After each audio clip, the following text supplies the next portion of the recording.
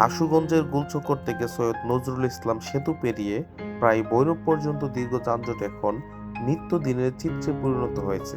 প্রতিদিন সকাল ও বিকেলে এই সড়কের যানবাহনের চাপ বেড়ে গেলে মাঝে মধ্যেই বড় ধরনের যানজটের সৃষ্টি হয়। এই রুটের যানজটের কারণগুলোর মধ্যে রয়েছে অতিরিক্ত পণ্যবাহী ট্রাক ও কাভার্ড ভ্যান চলাচল করা, নদীবন্দর ও শিল্প কারখানামুখী ভারী যানবাহনের চাপ, সড়কের সংকীর্ণ অংশ ও ধীরগতির যান, মাঝে মধ্যে দুর্ঘটনা বা গাড়ি বিকল হয়ে পড়ে থাকা এবং রাস্তা সংস্কারের ধীরগতির কারণে মাঝে মধ্যে যানজট লেগে যায়।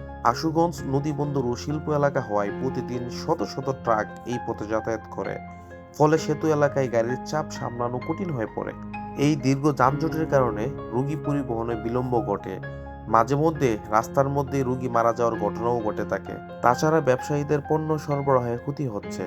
অতিরিক্ত জ্বালানি খরচের কারণে পণ্য সরবরাহ ব্যয়ও অনেকাংশেই বেড়ে যাচ্ছে, যা স্থানীয় অর্থনীতিতে বিরূপ প্রভাব ফেলছে।